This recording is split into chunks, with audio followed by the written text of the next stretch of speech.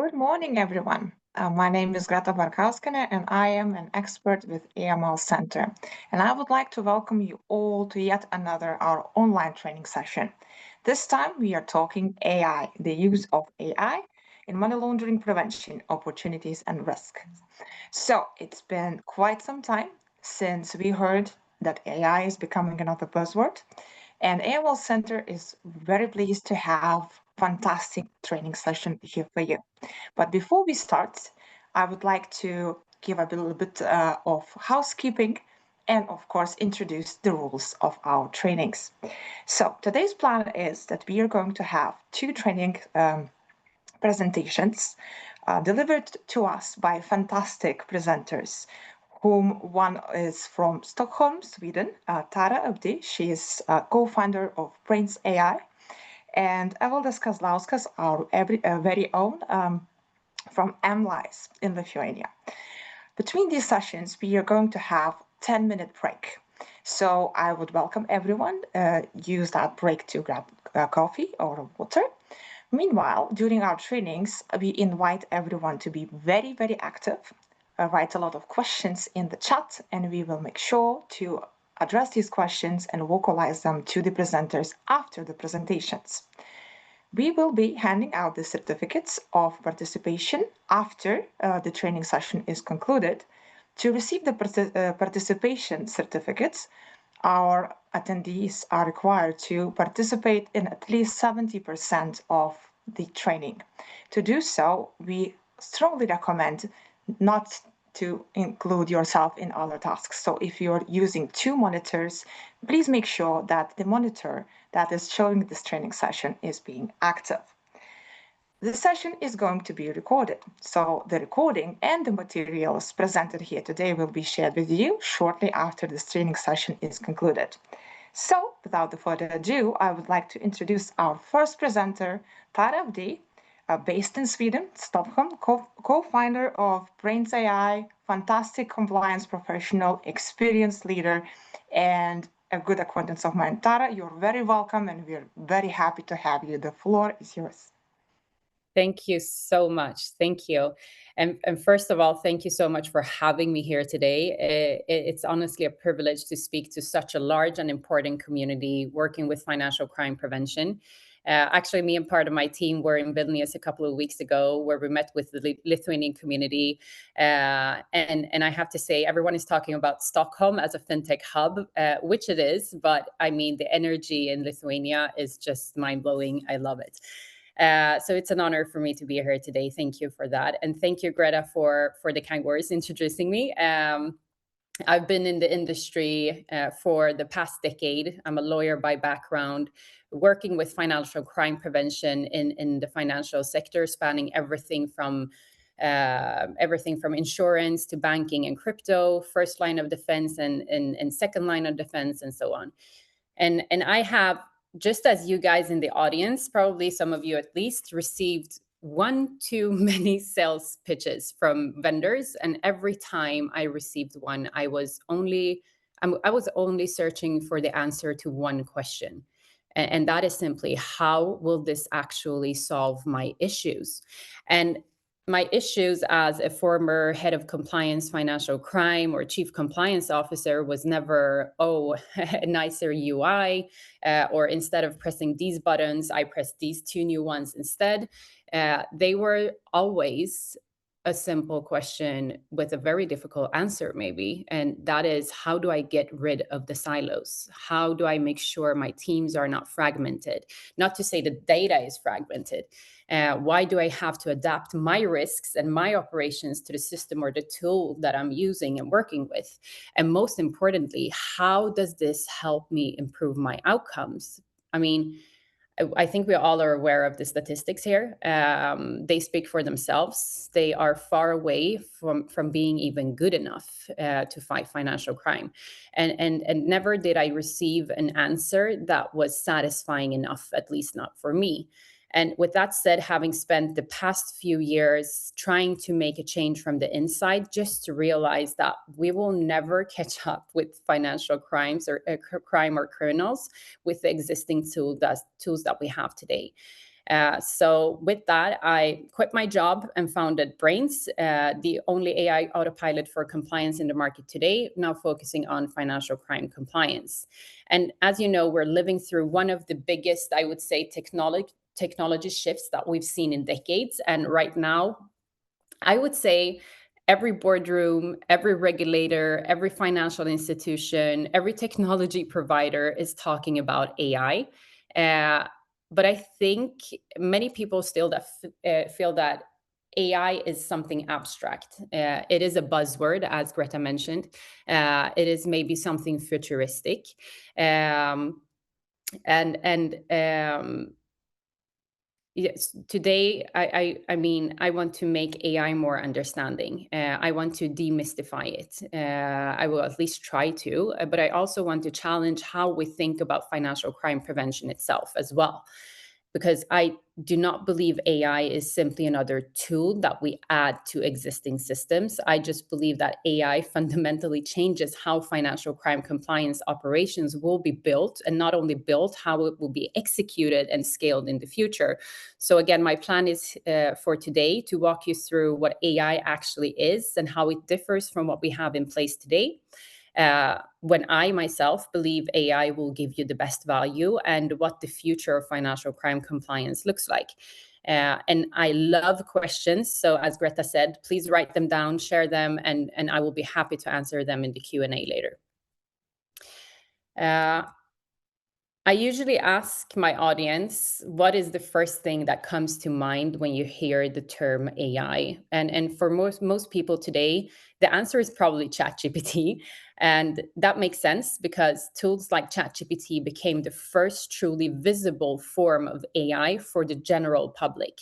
But I think it is very important to understand what these systems actually are. ChatGPT and similar tools are built on large language models, as you know. They are designed to know a little about almost everything, and they are trained on enormous amounts of information and are built to interact broadly across many different topics. And that is exactly what makes them both super powerful, but also sometimes quite risky. Because general AI without any context can sound incredibly convincing sometimes while still being wrong, which is why I really want to emphasize AI is not magic. It's not consciousness, and it's not a machine thinking like a human. At its core, AI is pure mathematics and coded algorithms. It is the definition of probabilities. It is patterns, language relationships, contextual reasoning happening all at enormous scale.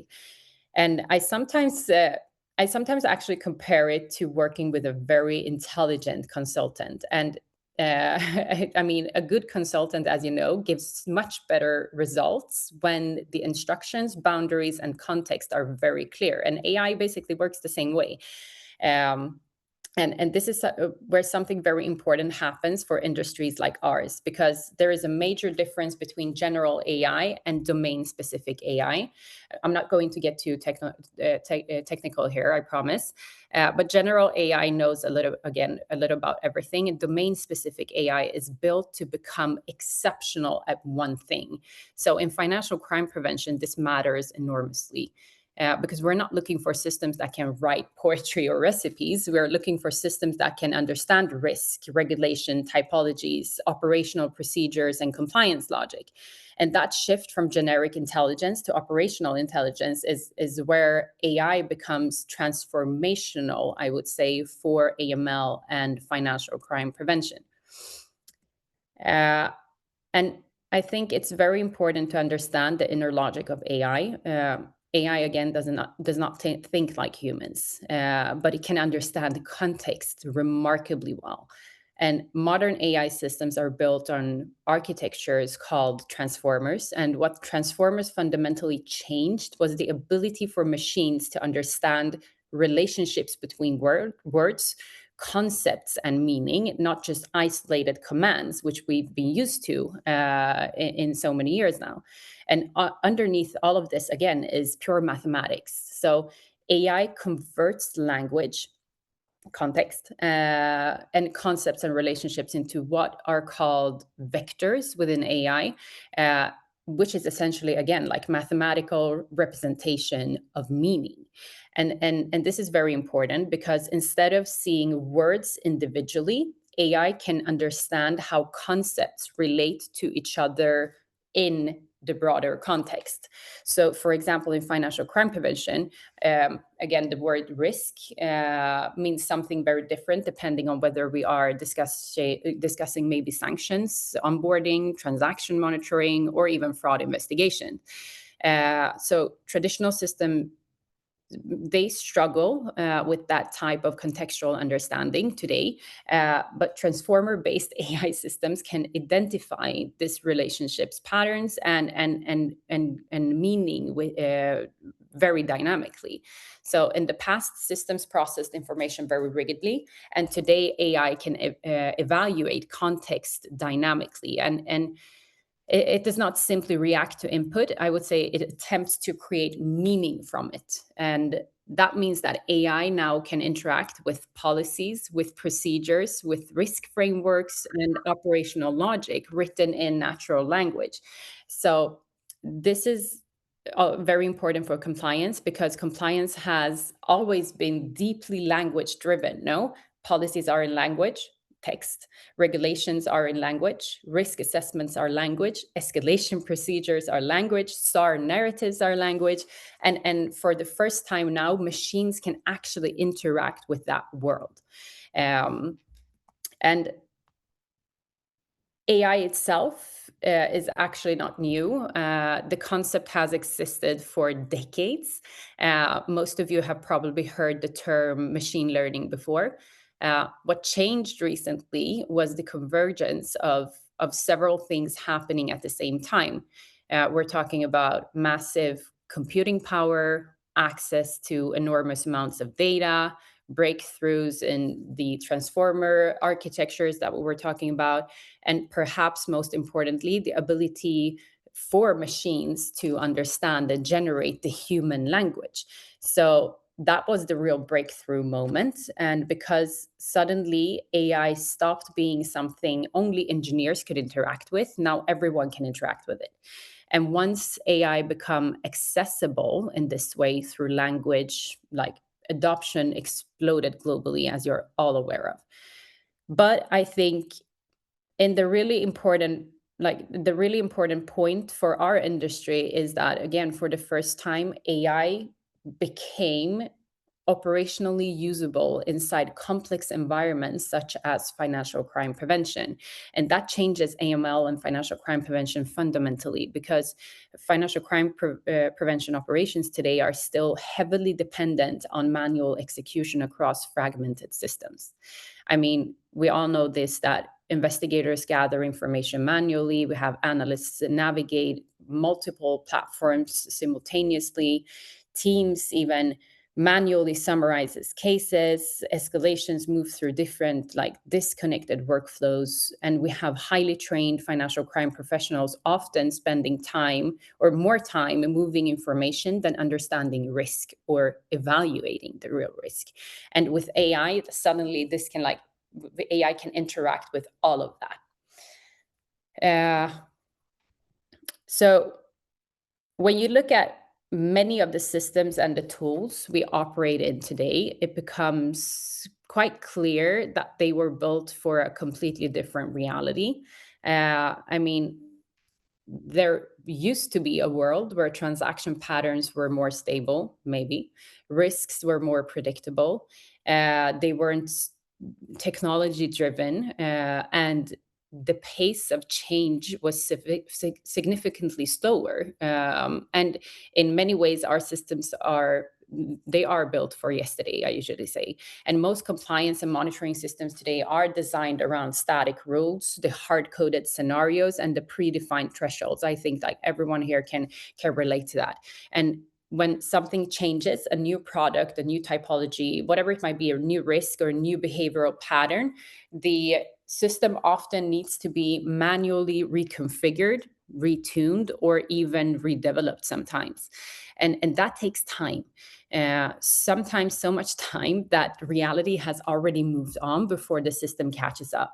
And on top of that, organizations are managing layers of operational complexity. We have batch processing, we have data transfers, multiple integrations, we have manual reconciliations and fragmented workflows, all of which consume enormous amounts of time and energy, not to say money, while simultaneously creating more operational noise, unfortunately.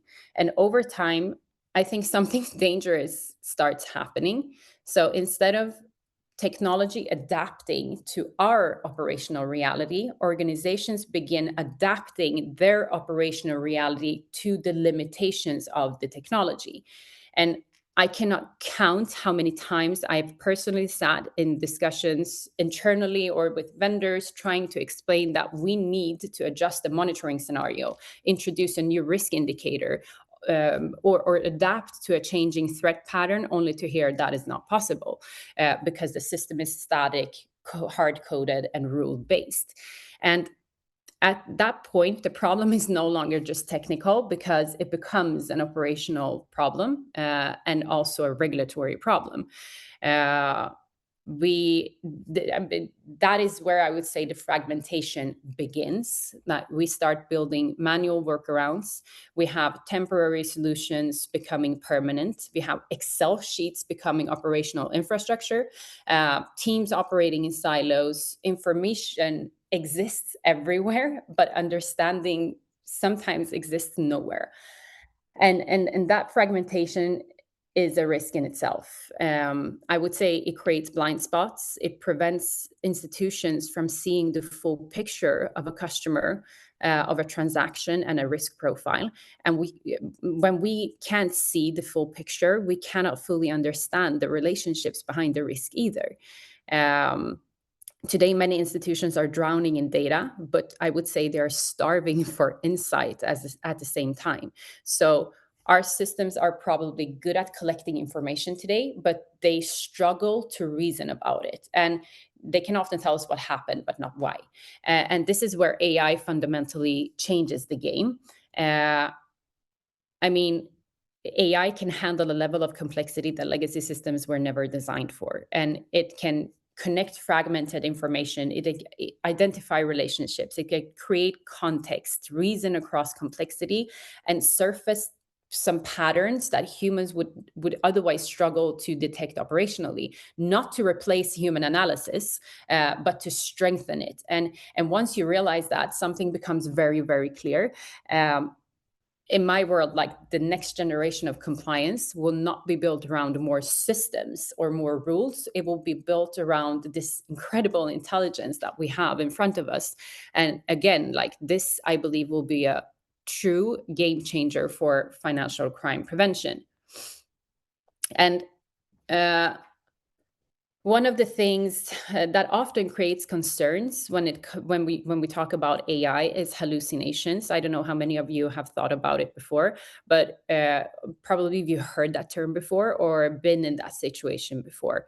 A hallucination is essentially when an AI system generates something that sounds convincing but is not actually true. And importantly, this does not happen because AI is trying to deceive us somehow.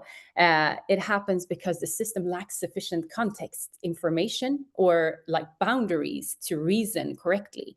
Going back to what I was saying in the very beginning, in many ways, it is a context problem. And this is also why not all AI systems should be treated the same way. And there's a significant difference, again, with the broad general purpose language models and the domain-specific AI systems.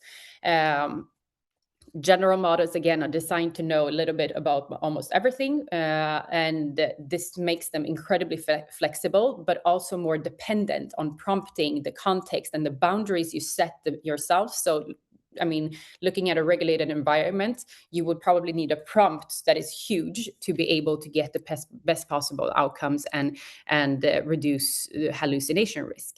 Domain-specific AI works differently.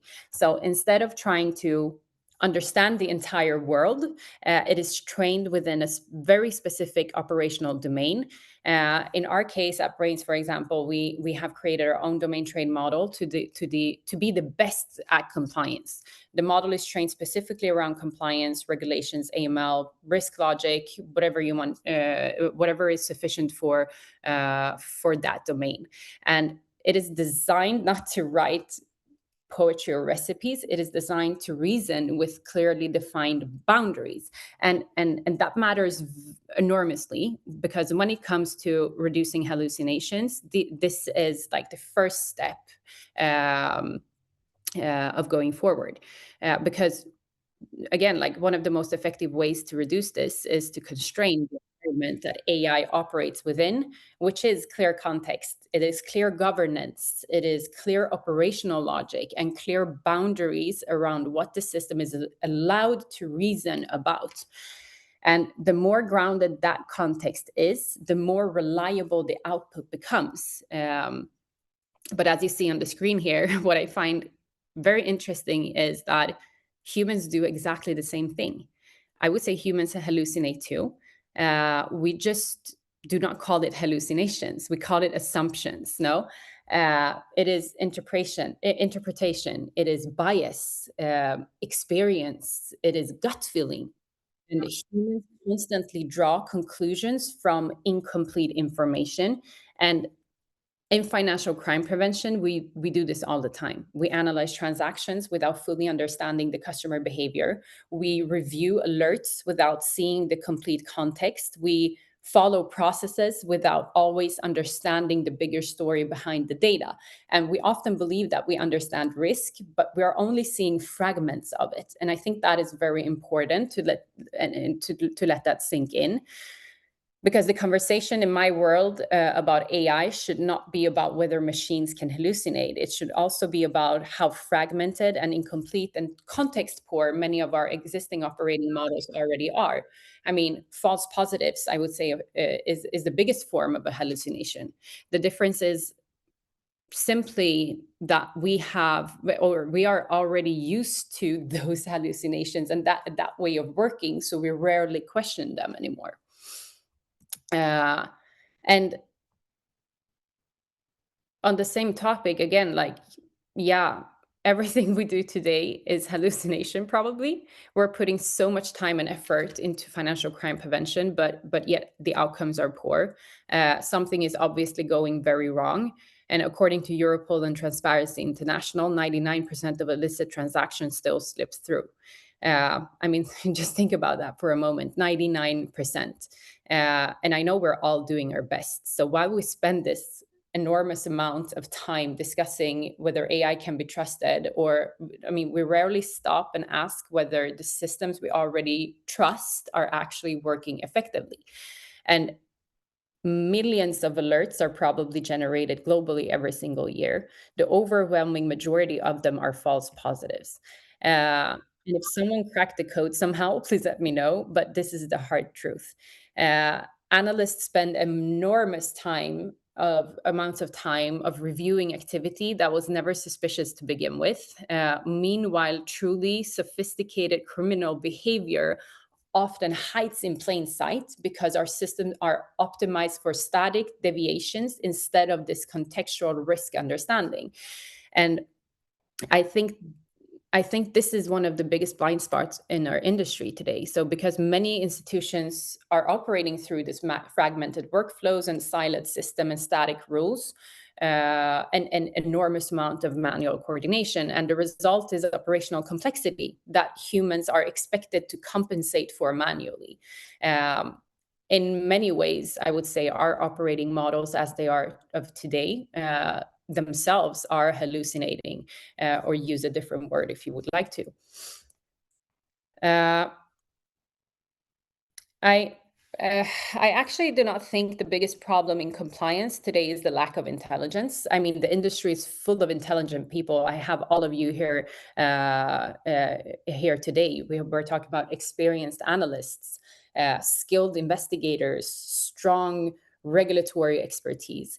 and the expertise already exists inside our organizations. The real bottleneck, I would say, again, is the execution.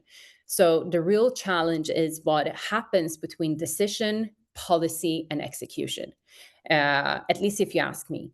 Because again, many institutions today, they have this significant gap between what the organization wants to happen, what is documented in policies, and what actually happens operationally at scale.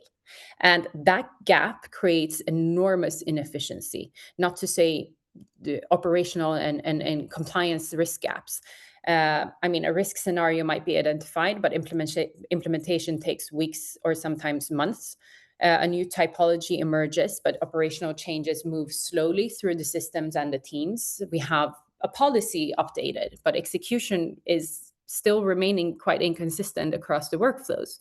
So the bottleneck is not understanding risk at all times. It is operationalizing the understanding consistently, dynamically, and at scale. And this is where I truly believe AI will change the whole equation, because AI can execute operational logic much faster than organizations can coordinate it manually. And again, like, not replacing human judgment, but dramatically reducing the friction between intention and the execution.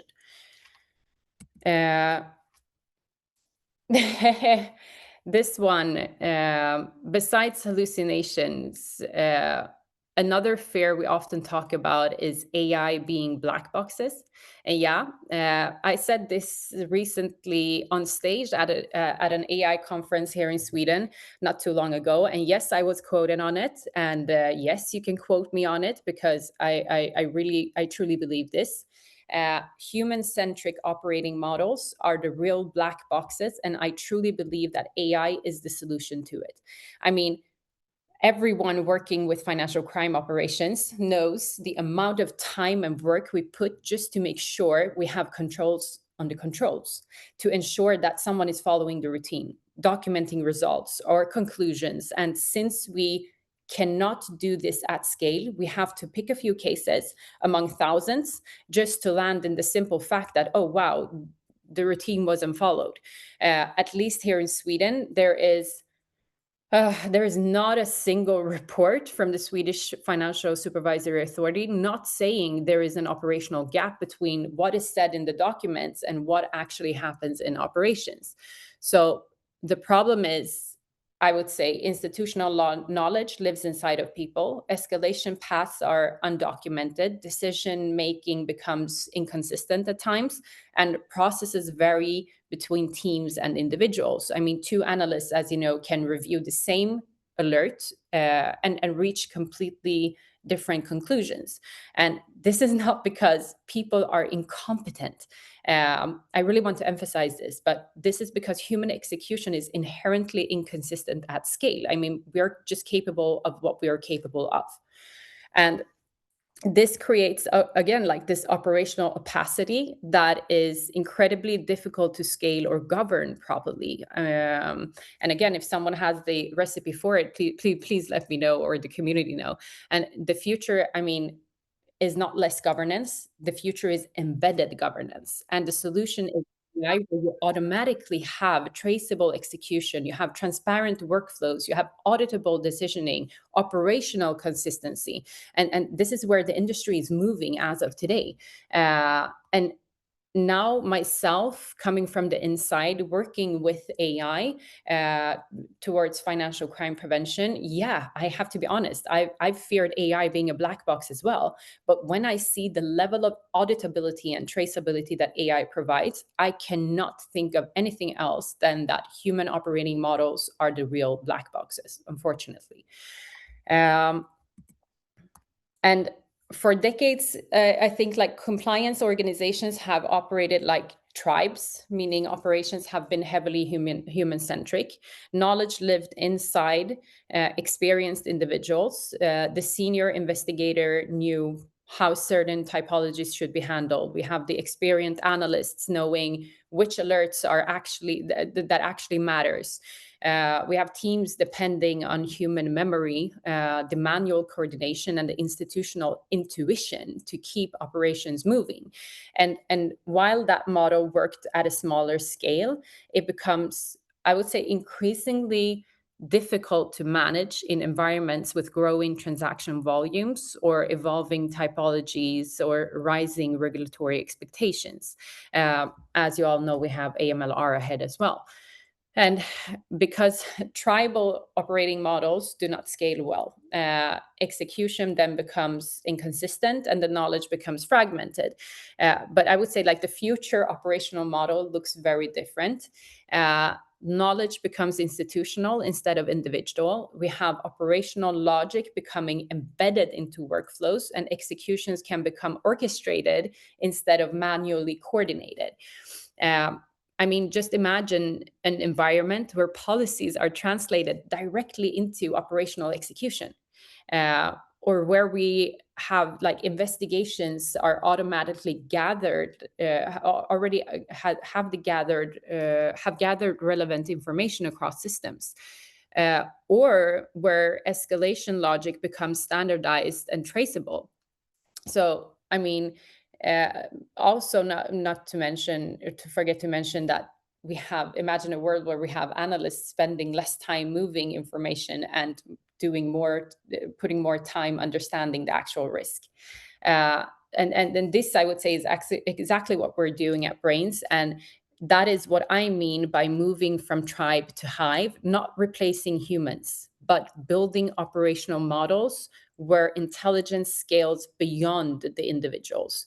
And I mean, I believe that shift will fundamentally redefine financial crime prevention globally, and we're already seeing it happen, which is amazing for at least me to see. So where and how, if you ask me at least, would you get the best possible value of AI? I get this question a lot, and I would say most companies today are implementing AI as co-pilots. AI is working as assistants, AI summarizes, AI support tools, or AI that works on top of workflows or assists in workflows. And those solutions, they absolutely create value. But an AI co-pilot might summarize an investigation or assist an analyst during case review, but it does not fundamentally change the operating model. Again, I still want to go back to the question, how does this help me improve or solve my issues and improve outcomes for real? And my answer to that question is very simple. It's when you start using AI as autopilot, when you will actually start seeing the issue starting to be solved. So the real value will come when AI becomes the execution layer itself, not just assisting the workflows, but orchestrating execution dynamically. I mean, this is what AI is built for doing. And I would say like autopilot does not simply summarize an alert. It gathers information across systems. It validates the data against policy, performs workflow transitions, and prepares the escalation logic and routes like exceptions very dynamically. And that is a completely different way of operating. And that's the main difference also between co-pilots and autopilots. So adding AI, I hope you understand me right now. If not, please ask me in the Q&A. But adding AI on top of broken systems is not transformation. It is just turning the broken model to be a more efficient broken model, if you understand what I'm trying to say. So depending on what issue you want to solve or what type of efficiency you want to receive, that will be the guide for you to choose between co-pilot or autopilot. And again, my answer is simple. I want a solution to my problems so that I can create the best possible operating model to improve outcomes and fight financial crime for real and at scale. And like, this is very important to talk about. Like another big concern people have when we talk about AI is whether it will eventually replace humans. And I understand that concern. But I actually believe the opposite is true. AI is not here to replace compliance professionals. It is here to remove the friction between them and doing their, or removing the friction, preventing them from doing their best work. And if we're honest with ourselves for a moment, how much of a financial crime, say, analyst's day is spent on actual risk understanding? And how much time is spent navigating the systems and moving around the information, reviewing the repetitive alerts and documenting decisions and so on and so forth. Many highly trained professionals today spend enormous amounts of time on operational administration rather than the intelligence-driven investigation. So that is not where human judgment creates the most value. And to be honest with ourselves about something else, is that for many years, organizations have solved operational pressure by simply adding more people to it. We have more analysts, more investigators, more operational layers, but that often results in not better outcomes. I mean, the outcomes doesn't improve. It gives us more fragmentation, basically. And as transaction volumes grows, compliance teams are forced to scale headcount simply to keep up with alert volumes. So organizations end up with increasingly bloated operational structures just to maintain the throughput. And despite all the headcount, again, it do not improve. And I think the uncomfortable truth here is that many of those operational structures were never meant to look like this in the first place. They are symptoms of infrastructure limitations, not sustainable operating models. So I think AI can handle much of the repetitive operational workload, and that creates space for humans to actually focus on what is real risk. And when we combine this machine precision with human judgment, we do not create less human compliance, we create better compliance. And not because humans disappear from the process, but because they finally get to focus on the parts of the process where human intelligence matters the most. So I myself do not see AI as a threat to the profession. I see it more as an opportunity to actually elevate it. And ultimately, I believe this shift is not only about operational efficiency, it is about outcomes. Because if we're honest, the financial system is still losing the fight against large parts of financial crime. As you know, you're well aware of this. Criminal networks move faster than institutional change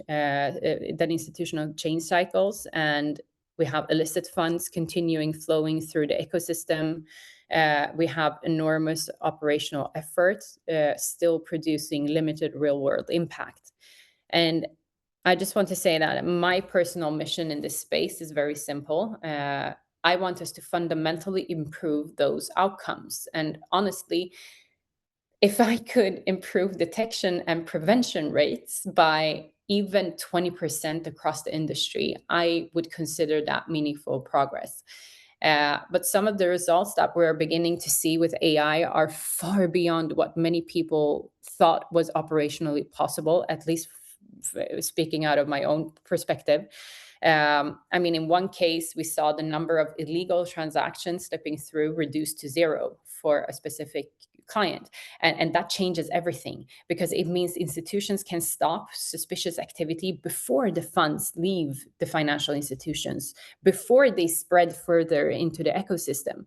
And it means that institutions can escalate and report activity to financial intelligence units proactively instead of reactively.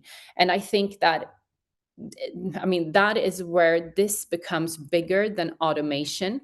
At that point, AI will stop being a productivity tool and will become, hopefully, a genuine force multiplier in the fight against financial crime. And with that said, I hope you got some clarity here today. At least I can talk about this for weeks. So trying to squeeze in everything I want to say in 45 minutes with zero interaction is very difficult for me. But I really wanted to give you a framing to hopefully be able to continue discussions going forward. Me and my team will be back in Vilnius in mid-June. I would love to meet whoever wants to meet. So please feel free to connect. And I hope you have a lot of questions for the Q&A later. And if you have any questions after this session, you are, of course, more than welcome to contact me. Thank you so much for listening, everyone. Thank you so much, Tara, for a very insightful session. It was truly fantastic. I think you gave us a really solid foundation here. And if there's one thing that I took away from your presentation, there were many. I have many bubbles written in my notes. It's that we are drowning in data, but we are starving for the insights. What a thought. So, everyone, now it's the time for the break. But I would like to remind you that we are not finished, far from it.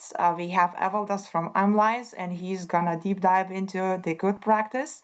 So I would welcome everyone just to have a short break of 10 minutes. And in 10 minutes, we will be returning and continuing the conversation about AI. See you soon in 10 minutes. Break. Welcome back to our training session on AI and financial crime prevention. I hope that you had a few moments to catch a breath, think of new questions to our presenters. And I'm very happy to have Evaldas Kazlauskas from MLIS, our very own from Lithuania, experienced, fantastic AML and financial crime professional. He promised us today to go into more practical approaches and good practices when using AI in fighting financial crime. So, Evaldas, that's the short introduction, but you're free to add a few words introducing yourself, and you're very welcome to this training session. The floor is yours. Okay, thank you, Greta. I think that's enough for me as for an introduction. So good afternoon. I'm Evaldas Kazlauskas, product owner at Amlies, a small RegTech company based in Vilnius, Lithuania. The title of my talk today is Practical AI in Financial Crime Prevention, Use Cases, Limits, and Good Practice. And I want to stress practical because this is not about replacing compliance teams or buying the best demo. I work with ML product decisions myself and see how hard it is to turn promising technology into a controlled process. So the question I raised today is where AI helps, where it does not, what must be true inside the institution first. So I want to anchor my talk in 3 recent European events. So first, in July 2024, Transaction Monitoring Netherlands, or TMNL, was wound down. Here, 5 Dutch banks built it because criminals do not respect the boundary of one bank. So about 10 billion transaction records had been pulled over 3 years. And Dutch Council of State concluded that the necessity and proportionality of joint transaction monitoring had not been sufficiently demonstrated under EU privacy law. So cross-bank data pooling that actually used AI monitoring in that form stopped. Second, in October 2025, the ECB's digital euro preparation phase showed a different answer to a related problem. The ECB awarded a framework agreement, the risk and fraud management solution. The idea is that a per transaction risk score produced by AI monitoring goes to payment service providers. The central layer aggregates and does the monitoring. PSPs keep decision authority. So these are preparations. We'll see how it plays out. Third, in January 2025, the Central Bank of Ireland launched its first innovation sandbox cohort. The theme was financial crime. 7 participants were selected, and Amlies was one of them. And AMLtrix is a project that we were testing there. So one story shows a privacy boundary, one shows centralized monitoring under a different mandate, and one shows structured financial crime knowledge and other AI and privacy enhancing technologies being tested in a regulatory sandbox. The rest of the talk asks what this means for AI and ML. So most institutions do not start from a clean laboratory. They already have something. So they have all the rules, they have newer scoring layers on top of them, they have manual casework, screening tools, KYC refresh processes, and currently most experimental use of language models, all living together. So sometimes AI-powered means a real model in production. Sometimes it means a threshold change. Sometimes it means one capable analyst has built a private workflow. And this is not a failure of any kind by any means. This is roughly AML operational reality. So this is just an example, but Estonian FIU 2023 funnel is a useful reminder of the signal to noise problems present everywhere in the industry. So thousands of reports enter the system, fewer become disclosures, and only small number become actual criminal proceedings. So this is why, especially when we discuss AI in AML, we should always start with the operating problem we need to solve rather than the technology itself or the technology label. So the most prevalent problem, as far as I'm aware, is noise. The next thing to do is to narrow down what we mean by AI. So when we say AI in AML, we are usually mixing several tool families. First is predictive AI, supervised or unsupervised machine learning. We train a machine to detect something. This is where transaction monitoring, alert prioritization, sanction screening, anomaly detection, rule optimization usually sits. So the question here is this suspicious compared to what we know?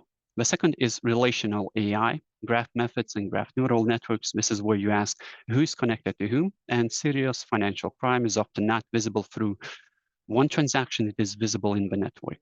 The third is language AI, so natural language processes and LLMs, or large language models. This is where summarization, start drafting, adverse media triage, policy retrieval, case narrative support belong. The question here is, what does this textual material say, and can it be useful for an investigator? The fourth is orchestration, so agentic workflows. This is where multiple steps are chained together. They collect data and enrich data, summarize, suggest next actions, maybe draft the report. So these categories overlap, but they should not be collapsed. A graph view may help an investigator see relationships.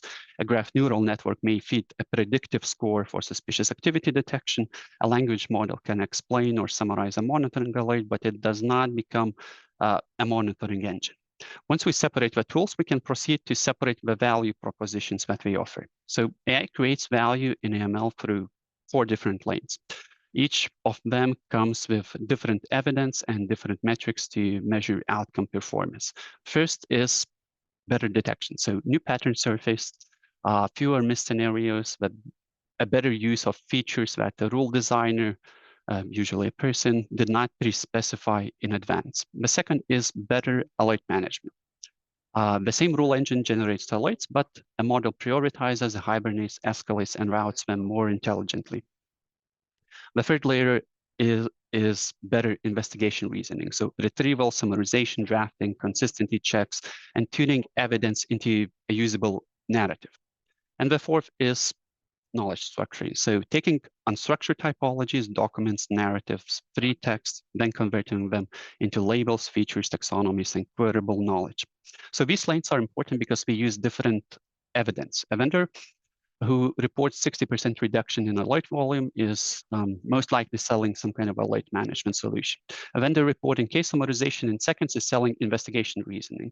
Another vendor reporting we found a typology no one had seen is selling detection. So different lanes, different evidence, and usually different procurement questions that should be asked. And before we go into use cases, one more note is these capabilities were added over time. Typically, none of them remove the need for the previous one. Historically, we could say AML monitoring has moved through 3 broad eras. So the first era, pretty old, is rules. Human designs the pattern. So that pattern can still be sophisticated. So it can still include dynamic thresholds, peer grouping, transaction sequences rather than plain aggregates, repeat alert suppression, and alert consolidation at various levels to avoid repetition. So real rule-based systems are not just static thresholds. So when we hear that false positives are over 90% or higher, we always need more context. False positive rates in legacy or any other monitoring systems are always institution specific and very dependent how each institution defines a false positive. So usually a well-tuned rule engine sits materially below the headline false positive rate that we see in the articles online. The second era is machine learning. So a model learns patterns from data, including the patterns that the designer did not pre-specify. So false positives improve in a well-deployed machine learning implementation, but there's a dependency on clean data labels, stable features, and retraining models as criminals adapt and behavior changes. The third era is current AI, the language models, and agentic workflow. Language models draft narratives, multi-step AI workflows change support investigations, and real-time rather than batch scoring and monitoring becomes more and more common. But the machine has not really solved the problem. So we can say it is being reshaped. So across these eras, there's a clear direction towards better effectiveness, efficiency, less false positives, more true positives, less noise, catching unknown unknowns. But every era still has the same adversary and criminals adapt. So solutions need to adapt as well. One more point before use cases. I think this is the most useful question to take into any procurement meeting. So most AI vendor pitches open with AI does X that legacy systems cannot do, but that comparison is often unfair. The vendor compares their AI with specifically chosen banks, incumbent, maybe abandoned rule engine, whatever the state of tuning, rather than an optimized classical baseline. So a specific case report is usually specifically chosen for marketing purposes. Think about what a good rule engine already does: behavioral baselining, sequence-aware patterns, dynamic thresholds by segment, product, geography, risk band suppression, logic on prime dispositions, alert consolidation, and so on. In screening, it comes to multi-script normalization, configurable similarity scoring, alias handling, birth date handling, geographic matching, and so on. So Amlice and other reputable vendors ship this kind of screening without AI. The usual algorithm has dozens of tunable parameters per screening process. So where does AI generally add value? It's at the edges and more difficult cases. It's also patterns that the rule designer cannot pre-specify in advance. In screening, it could be cross-cultural name variants where transliteration fails, could be contextual disambiguation of a lot more information across many signals. Then there's language generation, deepfake detection. So the vendor question to ask is typically, what is the comparison? Is it your AI versus an untuned legacy baseline, or your AI versus a well-tuned segmented suppression-aware engine? So if a case study does not disclose a baseline, the headline number is not reliable. If a vendor says 99% accuracy, you should probably ask which metric, how is it defined, what is it compared to as a baseline. So the first practical use case is transaction monitoring. Imagine an analyst on Monday morning, they open the queue, the system generates alerts overnight. Some alerts are triggered by amount threshold, some by geography, some by transaction count, some by customer risk score, and other combined factors. The analyst opens one alert, they reconstruct the customer workflow, they check recent behavior and counterparties, they test if there's a plausible business explanation, then they decide dismiss, escalate, maybe file a report. The pain in this operational process is that the queue is mostly noise. Most of what your analysts reviewed last week was not crime. In transaction monitoring, AI adds value in two ways. So first, it can detect patterns that the rule designer did not pre-specify. Second, it can score many features at once. It can ask not only whether a rule triggered, but how suspicious the combined evidence is in full context. So HSBC and Google Cloud provide, I think, the cleanest public example cited in my presentation. In June 2023, they described an ML/AI deployment that reduced alert volume by 60%. Surfaced 2 to 4 times more suspicious activity and operated at more than 1 billion transactions per month. I will not put those numbers into a Lithuanian EMI business case. The scale is different, baseline is different, but the direction is illustrative. So with the right model, data, and workflow, AI can reduce review burden and increase useful signal. Now, the dependency. So Transaction monitoring AI needs historical transaction data. It needs customer data, alert disposition data, rule metadata. It also needs a stable definition of a good outcome. What is a true positive? If past analyst dismissals are rushed, inconsistent, biased by old rule logic, the model can learn those habits. It may become very good at copying old mistakes. So the first question before AI is not in monitoring, it's not should we replace rules with machine learning. The first question is probably can you measure the rule agent you already have? What is the true positivity by rule? What is the alert-SR conversion by segment? Which rules are noisy but necessary and serve a specific purpose? Which are noisy but pointless? So a good version of this use case is measure the current rules, improve the data, introduce scoring, keep human review at some specifically chosen right point, and only then retire and tune controls based on evidence you get. The cleanest peer reviewed primary case study available for machine learning transaction monitoring. Well, this is my opinion, but so the cleanest I could find was published in 2025 by Halford and colleagues in the Journal of Money Laundering Control. So it's open access. You can find it online and read more. So it includes one bank anonymized. It shows what alert management actually looks like in production. The architecture is built on top. The bank kept its existing rule engine. On top of it, we added a machine learning scoring layer, 91 features after iterative reduction from around 2000, with compliance expert review at the narrow down stage. The features come from 5 categories: customer attributes, product use, compliance flags, relationships, and existing AML rules own output as features. The model scores every alert and routes it to one of the 3 actions. First, auto hibernate the bottom 13%. Second, auto escalate the top 15% directly to level 2.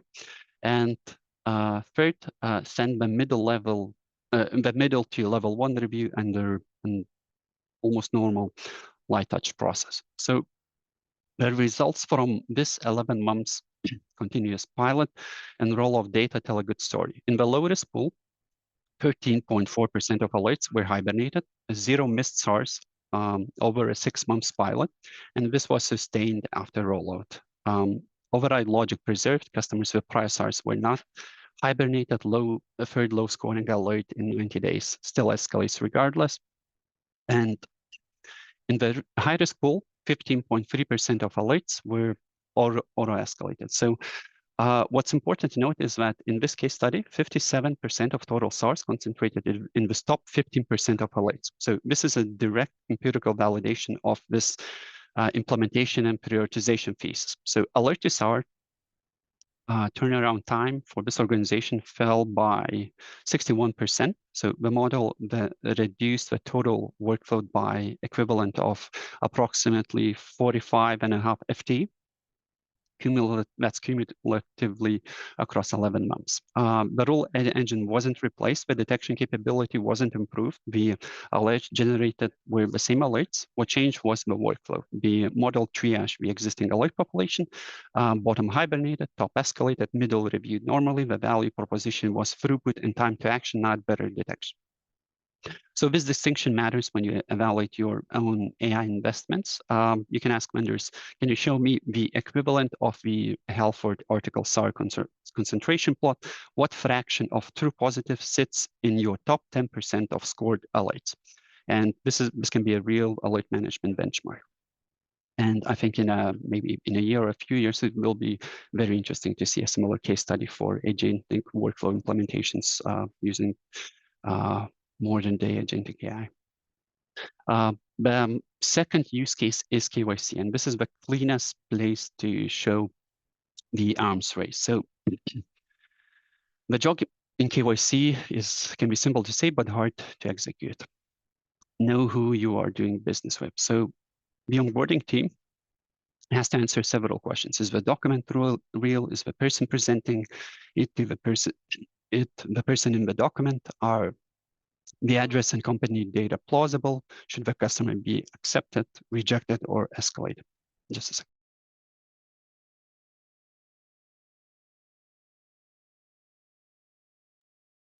Right. So the first wave of automation here was OCR, or text recognition, and biometric matching. This is where AI became useful. Extract the data from document, compare the face in the document with the person in the session, check liveness, match declared information against trusted sources. The new problem is that generative AI has improved the attacker side.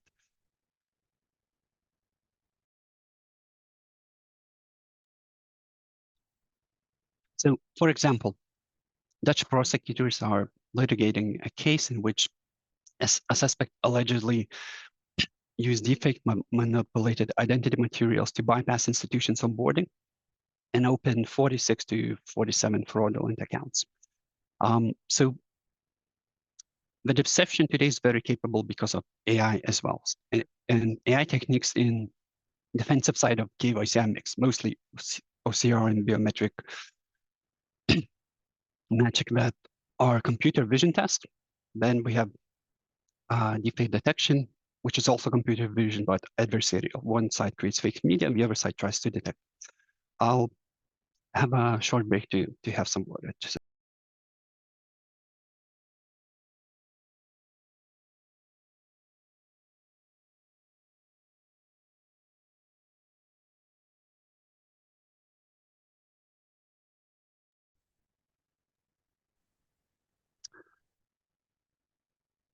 So the practical nuance here goes a bit beyond AI.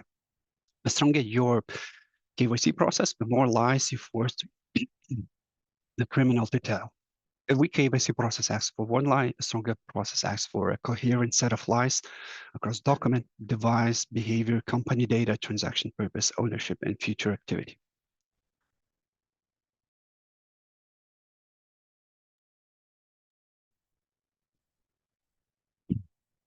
And as far as the solution goes, you can already find vendors who offer deepfake detection. Now, the third use case is network analysis. This is where ML becomes visually obvious. One transaction can look normal. The network. So thank you for the short break. The third use case is network analysis. This is where ML becomes visually obvious. So one transaction looks normal.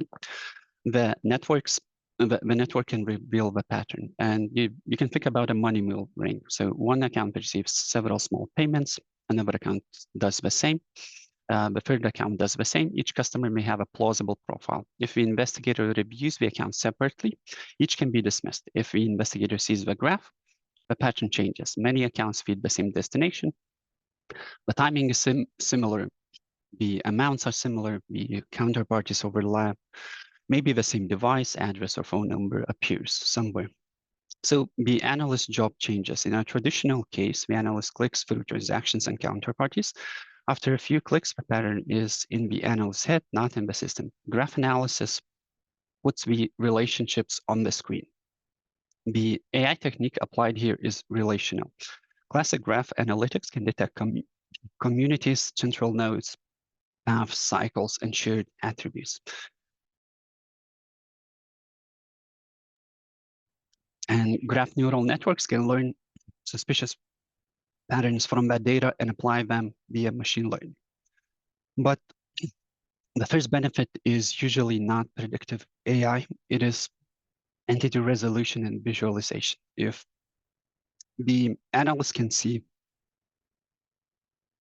the network, investigation quality improves before the model is applied and produces any alert. So there's a dependency on entity linkage to implement this. Your own customers usually have a clean ID. The graph breaks when institution looks outside the counterparties, beneficial owners, company names in transaction narratives, watch list names, documents. So building graphs requires a lot of data processing, retrieval, preparation, and consolidation. One common failure mode is that institutions want graph AI before they have clean entity links and the proper sequences, data linkage, graph view for investigators, and predictive graph models on top. Usually AI comes last. Sanction screening is probably the most immediate AI return for many mid-sized institutions. It also is the cleanest place to apply the vendor fallacy test because of how standardized the screening testing currently is. We start with classical fuzzy matching, which already does pretty well without AI. This is the baseline. If, for example, a sanctions vendor says AI is needed for something like transliteration, name reordering, or partial names, you should ask which classical baseline we compared against, because this sounds strange. The generally hard problems are usually different. This is so while, as an example, why this is not very common in Lithuanian market. Internationally, certain common name collisions can overwhelm classical matching because the name itself is not enough. Typical examples can be Muhammad Ali, Maria Gonzalez, which are not a single person, and discarding a match requires more context, like birth date, nationality, occupation, maybe even transactional patterns in history. Sometimes cross-script and cross-cultural variants can also be hard. AI embedding trained on multilingual names may handle them better. Indirect ownership is another hard problem. If a sanctioned individual owns 55% of company A owns 40% of company B, and company B is a counterparty, pure name matching will not see it. Some kind of a graph traversal is needed, and that also requires additional data. So this is not one AI use case, but more of a layered stack where classical fuzzy and phonetic matching make the baseline, and AI augmentation can improve it further. There are two interesting independent benchmarks of LLM application in screening that you can look up. Currently, they're a bit experimental. One is published in 2025 by US Federal Reserve staff. The other one is the open sanctions peers paper, which was published this year. So both of them currently look pretty good, positive results for using LLMs in sanctions monitoring. But these tests still cannot practically at the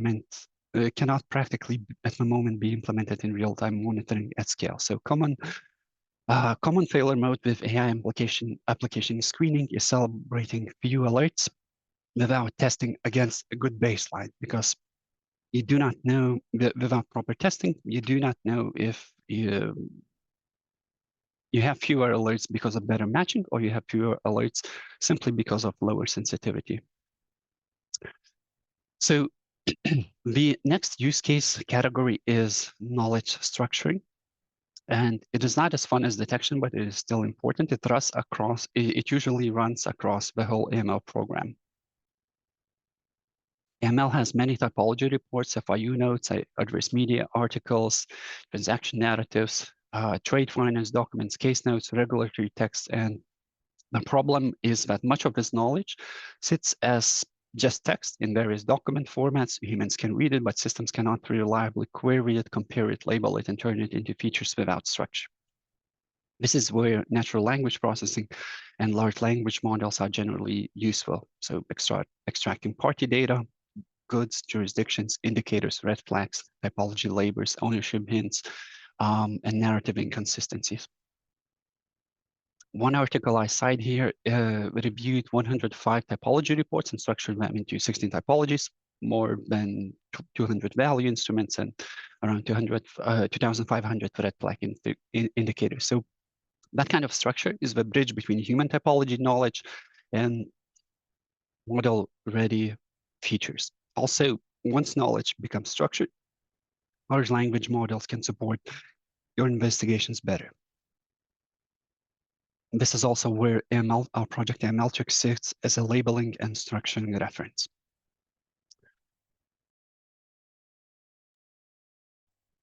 The sixth use case is investigation reasoning, including SAR drafting at the end. This is where LLMs generally belong. The investigator does many things before writing a SAR. They can open alert, they reconstruct customer profile, transactions, counterparties, prior alerts, KYC notes. check adverse media. We compare the patterns with known typologies. We check what was decided in similar past cases, and only at the end, if a case warrants it, do we write the STR narrative. So LLMs can help with many things across that cycle. The pattern is the same in all of these tasks. LLMs do the writing, retrieval, summarization, investigators do judgment and make the final decision. The benefit shape is time and consistency, not really detection accuracy. So detection happens upstream in transaction monitoring, sanction screening, KYC processes. The investigator remains the decision maker. The common failure mode here, Sarah mentioned, is hallucination, the invention of fake facts, and we can imagine that a SAR with invented fact can be worse than a slow SAR. So then again, this is where a project like MLFix becomes useful later. If the institution has structured typologies, techniques, indicators, the LLM can anchor narratives in a controlled vocabulary instead of inventing its own typology language. So now I want to move from use cases to failure patterns. The ABA made this point directly in 2025 opinion on money laundering and terrorist financing risk. More than half of all submissions to EBA's Eureka database suggest that serious compliance failures were due, at least in part, to improper use of regulatory technology. The problem was not simply the absence of technology, it was improper use of technology. So the use cases I described are actually real. Many are available and implementable today. Some are mature solutions, but we fail when the institution is not designed to use them. So the next 4 slides are warnings. The first mistake is putting AI on top of a broken process. An AI usually does not repair a weak control environment by being placed on top of it. If rules are miscalibrated, data is fragmented, ownership is unclear, investigation steps are inconsistent, a model can make system faster without making it better. Faster is still wrong, and in AML, it can also become harder to explain. So AI does not magically fix a broken process. The second mistake is confusing analytics with an analytics gap with an AI need. Many institutions ask for AI because they cannot answer basic management questions. What is the true positive rate by rule family? How long does level 1 or level 2 review take? What proportion of alerts become cases, internal reports, suspicious activity reports? Which rules are designed for SAR routing, which for CDD events, which for risk mitigation? If those numbers are unavailable, the institution does not yet know what problem it is asking AI to solve. So it's a measurement problem to begin with. Third mistake is optimizing systems in isolation. So KYC, transaction monitoring, sanction screening, adverse media, case management, and customer risk scoring are often treated as separate tools. Each has its own workflow, owner, data model, and backlog. Each may be improving locally. The institution still sees fragments. A customer is flagged in KYC review, but the signal does not change transaction monitoring sensitivity. Sanctions alert is cleared, but the reasoning does not update customer risk. Let's say adverse media hit is found, but enhanced due diligence is not being triggered. So proper integration between systems is usually not only a prerequisite for good AML process, but it's also a prerequisite for a good AI implementation. The fourth mistake is leaving AI adoption to individuals. And this is already happening. Let's say one analyst drafts SARs in 10 minutes using a personal workflow. One investigator has a Python script that enriches alerts every morning, but it sits on her laptop. One MLRO has a private LLM prompt library that turns messy case notes into clean summaries.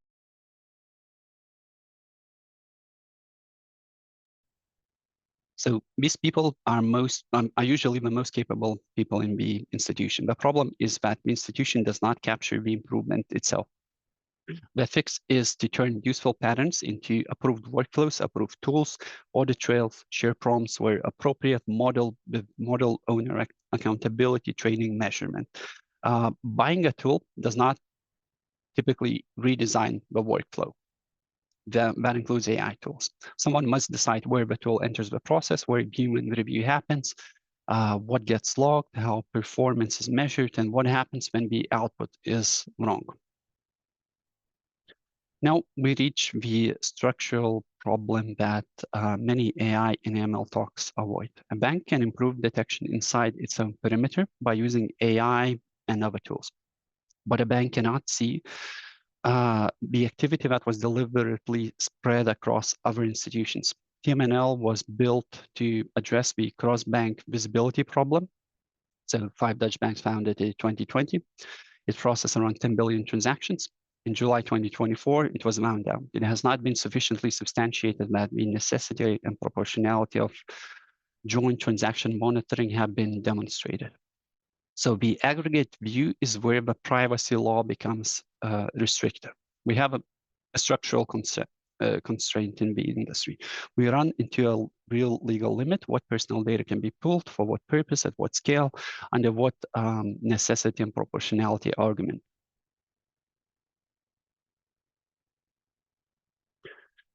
And the observed European response to this challenge has, I would say, 4 channels to address this.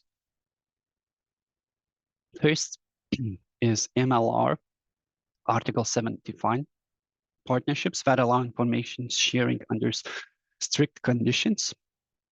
You could say that it looks like under those provisions you share what you already suspect for CDD or STR purposes. You do not share everything you see. We see that in the industry there are some AI implementations who are trying to use privacy-enhancing technologies to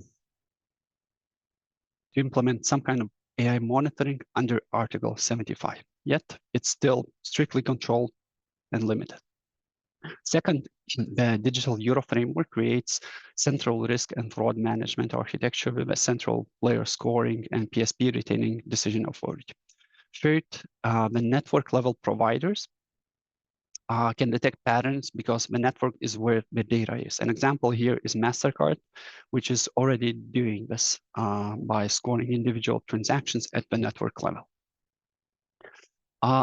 Fourth, privacy-preserving collaboration and structured shared knowledge let institutions share what to look for, how to structure it, rather than freely sharing what they saw. So this last one is where AMLtrix, our project, also sits. So one quick dictionary slide on the technical ways that make those 4 channels actually work. The umbrella term is privacy-enhancing technologies, or PETs. I will not go through each of them. So this is a vocabulary slide. If you ever hear that a vendor or a regulator says privacy-enhancing technologies, you should know what category they mean. The exact term will let you and product teams ask more precise questions about what data is actually being protected and how. So most institutions will consume these technologies through vendors, utilities, regulators, partnerships, rather than build them directly. Federated learning and synthetic data are already practical in pilots. They are being used by larger financial institutions. Homomorphic encryption, multi-party computation are narrower but relevant. Alongside PETs, another privacy-preserving channel is structured shared knowledge, and that is where AMLtrix fits. So a bit more about AMLtrix, and this is the only direct slide about it. AMLtrix is an open adversarial knowledge base for ML and safety. This model on the role MITRE ATT&CK played in cybersecurity. MITRE ATT&CK is a framework that gives cybersecurity teams a shared structured language for adversary tactics, techniques, and procedures. So AML as a field has many typology reports, but they are often PDFs, text, institution-specific interpretations.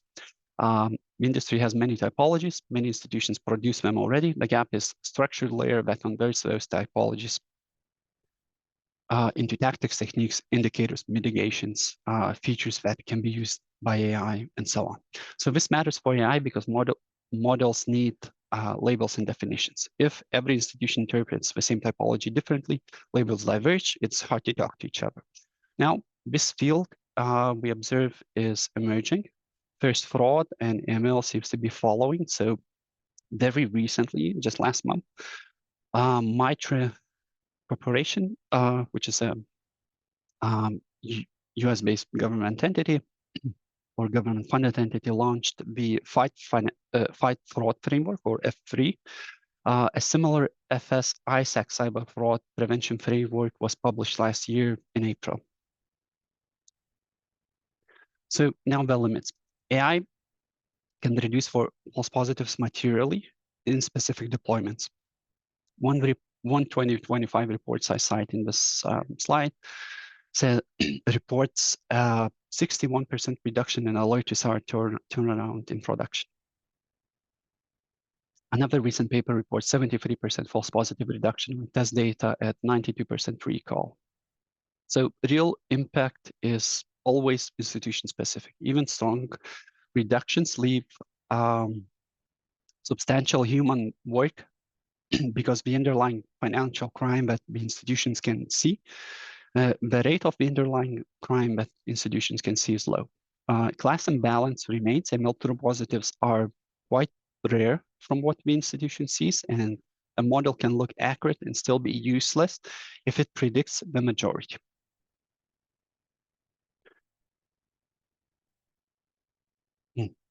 A few other notes. So explainability these days is still a bit of a challenge. Adversarial evasion is also a bit of a challenge. Data quality remains a challenge, has been a challenge for years.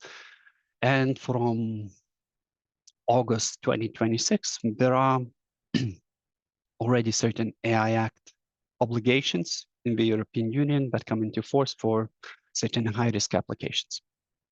And yeah, so the field is getting more regulated. So a checklist, what does good look like? Good AI adoption starts before the vendor meeting. First, can you measure the current state? If you cannot measure current rule performance, alert yield, investigation time, and start conversion, you cannot know if AI improved anything. Second, is your data pipeline healthy? Customer transaction screening, KYC, watch list, case data have to connect. So AI quality cannot exceed data quality. Third, do we have a named model owner inside the institution if we are applying AI solutions? Not only a vendor contact, but internal owner. Someone inside the institution must still own performance, drift, validation, documentation, challenge. And fourth, where is the human review point? So let's say SAR filing, sanctions decisions, restrictions, high-risk client, exit decisions need some kind of a defined human sign-off. So the AI said so is and cannot be a governance model. There are typically broader requirements for governance. Fifth, are you looking at the whole program? Transaction monitoring, KYC, screening, adverse media investigations, risk scoring are not separate words. They are all financial crime control environment. And if only one action is possible, let's say next week, so that I think that should be calculate your actual alert disposition funnel by rule family, by process, and that gives you gives management a baseline, and it also shows what to watch next. Now, what to watch next? So here are the 5 watch items I would like to recommend. So first, real-time payments. SEPA instant regulation makes 10-second architecture a real constraint. So batch overnight controls will not be enough. We'll probably be seeing a lot more real-time AI implementations. Second, agentic AI in compliance, not chatbots, but multi-step workflows that retrieve, enrich, summarize, compare the policy, draft actions, and ask humans to validate outcomes and make final decision. So it's a new field, it's emerging, and it will very likely be much more mature in a year or two. Third, supervisor side AI. We already see that certain supervisors, one example is France Central Bank's tool called Lucia, Lithuania's FCIS Tricks AML, ECB supervisory technology tools, quite a few of them. Upcoming AMLA plans show supervisors are becoming more data-driven and including during inspections. So increasingly, supervising institutions are themselves using advanced data analytics and AI tools during inspections. Fourth, the adversarial arms race continues through deepfakes, synthetic identity, social engineering, and much faster fraud execution. Fifth emerging domain is KYCD, or Know Your Device, enrich your device connection and location signals, which will likely pull KYC closer to behavioral monitoring. And this is also where AI implementations will matter. So I want to close with three sort of lines or statements. But AI as a technology is real. The benefits can be demonstrated already. Privacy ceiling is also real. The work that determines whether either of that matters is mostly organizational.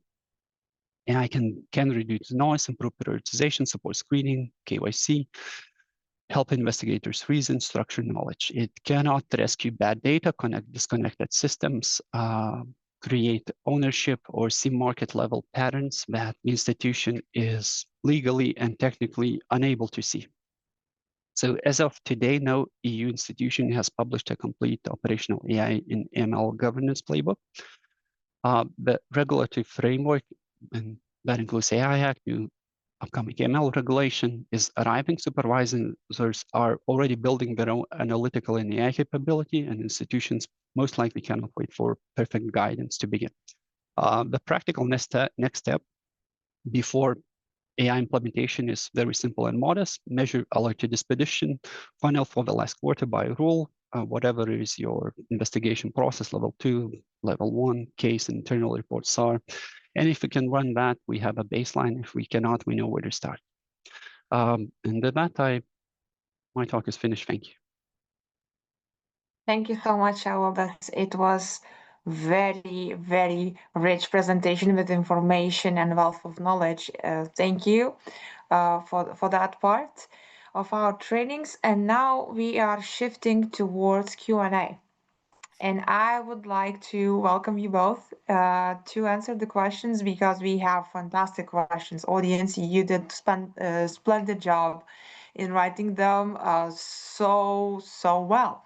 So I will be reading out the questions in order they were posted. I hope that we will have enough time to cover them all. If not, you're more than welcome to chase Evaldas and Tara and ask them.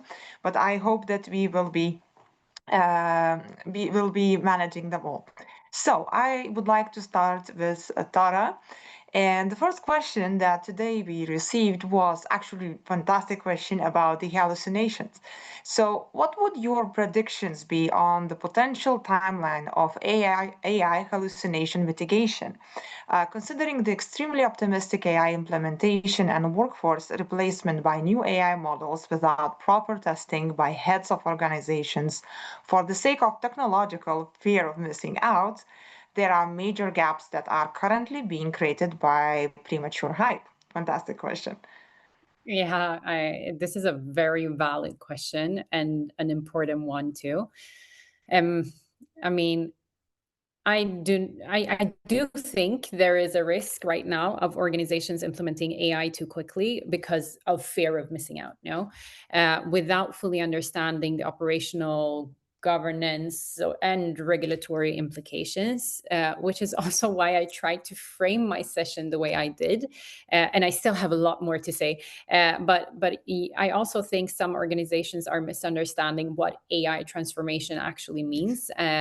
Again, going back to simply trying to replace people without redesigning the underlying operating model, which will not solve the core problem if we do that.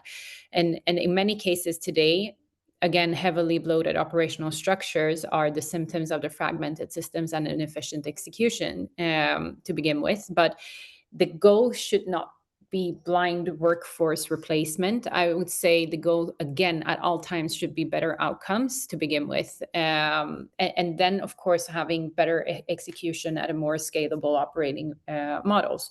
And the testing part, I mean, again, back to the purpose with how I frame my session, it is very important, I believe, that the vendor you turn to understands the space and the issues that you're trying to solve to be able to meet your needs, to be able to ensure that testing is done in a way sufficient for the issue it is trying to solve.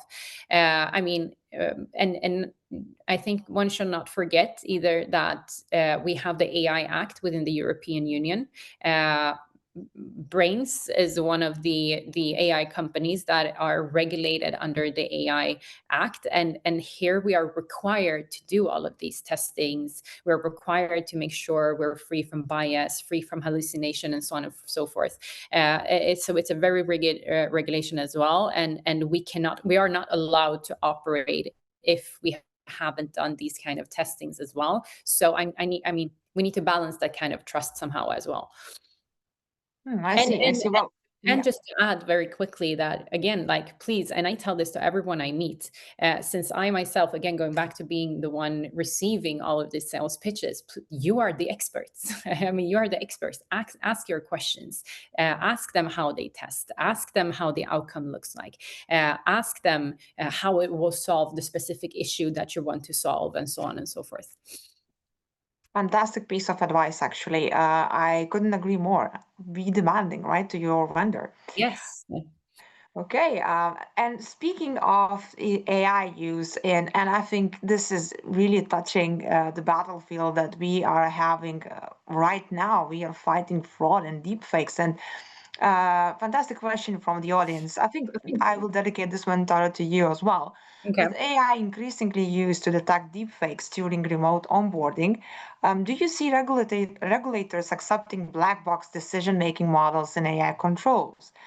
Particularly where institutions may struggle to fully explain why a customer was rejected, escalated, or flagged as suspicious? Very good question. I'm loving the question, I have to say. And again, a very good and highly relevant question. And my answer is no. I do not believe regulators will accept unexplained AI-driven decision-making in any environment, because that is not accepted today. Why would it be accepted with AI? I mean, regulation is already quite clear that humans remain accountable and involved in high-risk decisions. But my experience so far is that, like, with AI, is actually that when designed correctly, it can become far more granular and traceable than many human operating models are today. And I have examples of that, which is amazing. And if an AI system reaches a certain conclusion, it can document exactly why, what signals were identified, what data points were considered, what policy or risk logics were triggered, how the reasoning and evolved step by step. And you see this even, you can see this traceability, even what agent was doing what, and when did they, within the environment, hand over cases to each other, or data or information. And that documentation should absolutely be used as a part of the justification of why a decision was taken. No, so I don't think like the future is black box AI replacing humans. No, I think the future is the AI supported decisioning with strong governance, strong explainability, and human oversight. And especially in areas like deepfakes and synthetic identities, where criminals, I mean, they're already actively using AI. I mean, they're going full on fraud GPT. And I believe AI will become an extremely important like defense tool for the financial industry. Fantastic answer. And actually, that brings me to my own follow-up. I guess we need to understand AI and how it's built, at least a little bit, not just blindly trust the results, right? And I know that you both touched a little bit, and I see that Avaldas wants to add in. Please, Avaldas.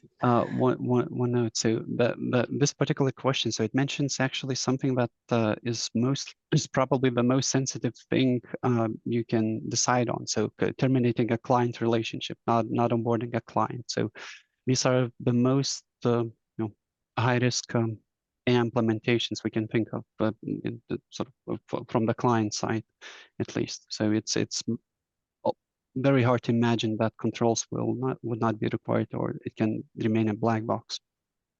Yeah, and by just throughout the regulatory perspective, looking at the AI Act, like human in the loop is crucial and will always be crucial.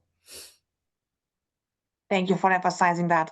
And actually, this beautifully connects to the third question that we have from the audience, because the audience wants to know, how should companies prepare for evolving global AI laws when requirements differ across regions? The EU usually is very strict. That's my way in, and I see where we are going with AI as well.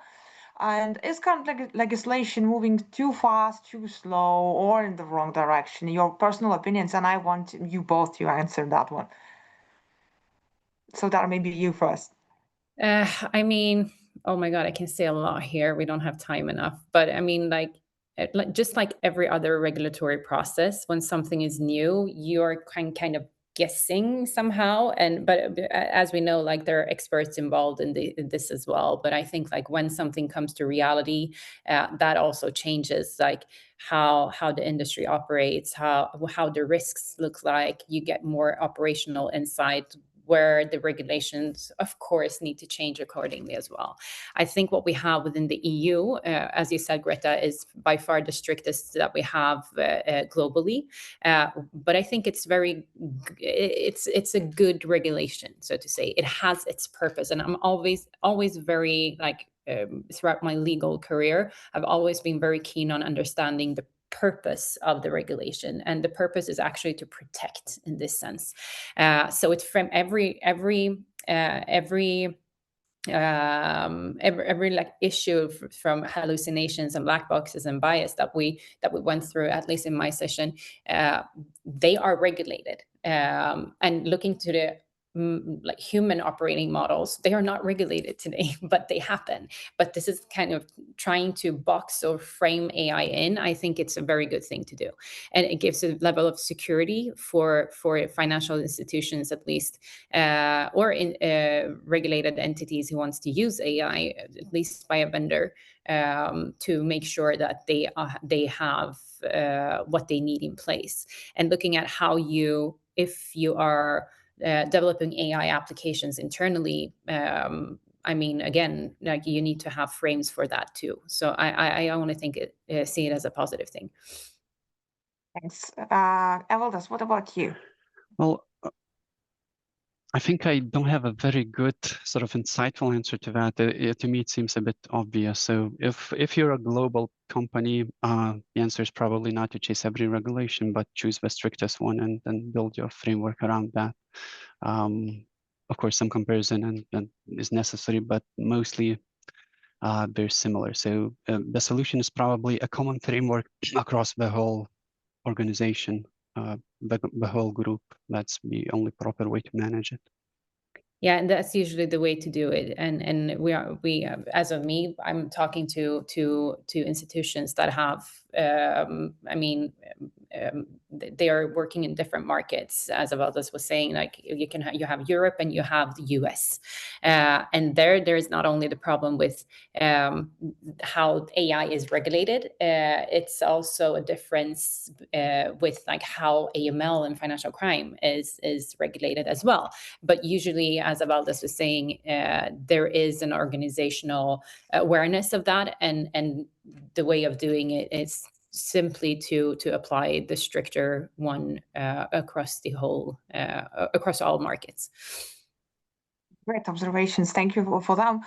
We are jumping a little bit back and forth because were discussing that when making a decision, especially which is a very sensitive one, right? We need to have logical background why that decision was made. So the next question basically leads to it, and I think this question can be addressed by both of you. So the audience wants to know, and they ask to share your perspective. What controls do you think are critical to ensure AI-driven compliance operations remain explainable and defensible to regulators? So maybe Evaldas, we will start with you, and Okay. then I'll give it to Tara to answer. So for AI-driven compliance operations to be defensible, I would focus on several controls. probably 6. So a documented use case inventory, what is AI is used for, a clear risk classification of the AI solution in the organization, validated data inputs, that the data quality is okay, measurable model performance, we need to come up with good measurement, have some kind of a baseline, human oversight at some decision point, which is critical most likely further in the workflow, and an audit trail that links every AI output to the evidence that the AI used, something like that. So most likely regulators do not need to know and worry about every model parameter, have it explained, but they will expect institution to explain what the AI is used for, what it was not used for, who owns it, who reviewed it, how it was documented, and why the final decision was reasonable. It still needs to be reasonable. Thank you for that answer. What about you, Tara? What do you think? I mean, so my perspective is that like AI can be used end to end. And again, going back to like how do you want to use AI? Will again give you the answer to how to use AI and where as well. But I mean, I think it's quite obvious from my session that my belief is that the operating model, and when I say operating model, I'm talking about the manual, repetitive work that we're putting in that blindfolds us towards all the risks that we have. These are the parts that we need to free our organizations from. That's why I'm saying like the workforce, like implemented like workforce, so it frees your organizations to do the actual work, which is to work with risk, what is flagged as a true risk according to your SOPs. And I would say also from my end, I would love to start also with not only the workforce part and the repetitive manual workload, but also to close the gap the operational gap that we have today, saying something in the documentation and doing something else in the operations. And throughout like traceability and auditability, what I've seen AI do and what requirements we have throughout the AI perspective and AI regulation perspective, I mean, for me, it's a no discussion, because we wouldn't be able to even roll out our product to the market if we didn't have the auditability and traceability. I mean, no compliance person or operations or financial institution would ever be able to use that tool. So it wouldn't be sellable, if you understand what I mean. But I would be happy to show you the level of traceability and auditability that AI provides. Thank you so much for that answer. Now we have a couple of interesting ones, and I know that answering to the next few questions, we can spend the whole day discussing and debating. So I do something wild, and I'll ask you to be brief with those too. Yes. So the first question, and I think it's a really good question and interesting one, should companies be allowed to self-certify AI systems? What do you think, guys? No. I would say it depends on the risk of the AI system. Some of them don't even need maybe certification, depends on what it does. But this is an area where probably a more a clear legal advice and maybe guidance from the regulatory institutions is needed. What's high risk? What needs to be certified externally? What exactly are the governance requirements? I think we don't have a clear picture of that yet.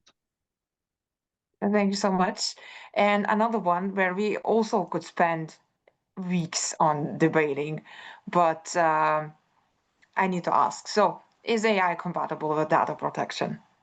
Yes, depending on how your solution works and how you've structured the infrastructure. Great answer. I would say also. So the short answer is yes. The longer answer is that we see many institutions and companies sort of testing the boundaries. What can be done? How much can be done, especially in the space where multiple institutions attempt to pull data, and there's some kind of a legal framework that's emerging for that purpose. I think we're navigating sort of at the edge of what's allowed, what's not allowed. It will be clear in probably a few years. Right, you are. Now, when we start speaking about AI, at some point that question has to pop up, and I mean cybersecurity. So there's a question from the audience: are AI tools vulnerable in terms of cybersecurity? What would be your thoughts on that one? I would say yes, absolutely. AI systems introduce new, or they have like cybersecurity risks, but just like every other technology shift before them. So yes, but the question is how we handle them, of course. And on the risk side, AI system can be vulnerable to several things, and on the other side, it becomes integrated into, if it becomes integrated into critical operational workflows, the importance of governance and security increases significantly. But at the same time, AI can also dramatically strengthen cybersecurity capabilities through different kind of parameters. So yeah, every technology is vulnerable in some way. The question is whether organizations implement AI with the same level of security architecture, governance, and operational maturity, I would say, that they apply to their other critical infrastructures. Thank you so much for that answer. And I could see Alda's nodding. Maybe a few additions. It's certainly vulnerable like any other IT system. The risks are sometimes slightly different. Vulnerabilities may be slightly different, but they exist. That's the answer. Great answers.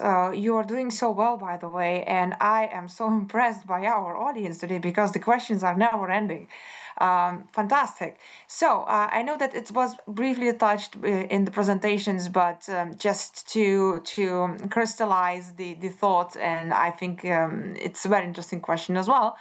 Do you think AI can realistically make instant SAPA monitoring and screen effective? With suspicions being flagged in real time, because this is seconds of time. So, what would be your thoughts on that one? I would say hallelujah, yes. Fantastic answer, Ella. I'm loving it. What about you, Avaldis? Of course, we already have examples. So we look at, for example, the well, there are institutions who are already doing this, applying AI in real-time monitoring at institutional level, at centralized payment processor level, like MasterCard. We process payments through AI monitoring in hundreds of billions transactions, for example. In case of MasterCard per year, it's in milliseconds, it works fine, and it can be used. It is a technical challenge, certainly, and it's not easy to do, but it's possible. Right, that's what I was looking for, in when we are optimistic about AI. But the last question that I have here is actually about the concerns, and also questions are arriving with lots and lots of positive feedback to you both. So the last question that I have is rather skeptical one, but really good one. Bearing in mind how effectiveness is being addressed at all levels of financial crime prevention and detection and resilience against it, can you see the drawbacks of utilizing AI in terms of resilience, where it could backfire, and what do we need to be aware of? Oh, there are Tara, two maybe you? questions today. I mean, again, I think this is like, I usually say that everything we know about financial crime as of today might be some kind of a lie, because we know it only, I mean, we have obvious limitations, and we know it to that certain level of limitations. And I would say like AI would turn that around, because it will give us insights throughout the data we have in a way that we've never ever imagined having. So I think like, and that's not maybe a backfire, but I think like the level of insights that we will receive when we mature in the way how we use AI within our operating models will give us new insights that, I mean, that will give us a new reality, so to say. And that is a good thing, but I think that might lead to us being needing to change the way we have worked with risk and understanding our customer base and transaction models. Not sure if I'm answering the question, but you know. But it's a very, very important thought, and actually the question is really broad, and I think it wants us all to just sit back and think about it in more depth. Just your thoughts answering Yeah. that question. I think in a way it could be it could happen that AI makes us, let's say, less resilient, and the reason for that is the same sort of structural issues we have today. Because if we have a dysfunctional process, we have bad data and so on. So AI just accelerates that. So there are risks that come with that without, let's say, proper governance or flawed organization and data in broader sense. So, but it comes down to one of the slides and I had, and also what Tara said, you cannot put AI on a broken system. So, the root cause is the same as today, but it can be accelerated, and that might cause, poor resilience actually. And just to quickly add to that, again, like going back to, as Valdas is saying, that what I tried to prove a point with saying like AI on top of what we have today. I mean, and I say it's broken systems. If we put AI on top of broken systems, again, we just make that broken thing more efficient. So again, like really think through where and what and why to be able to minimize those risks as much as you can.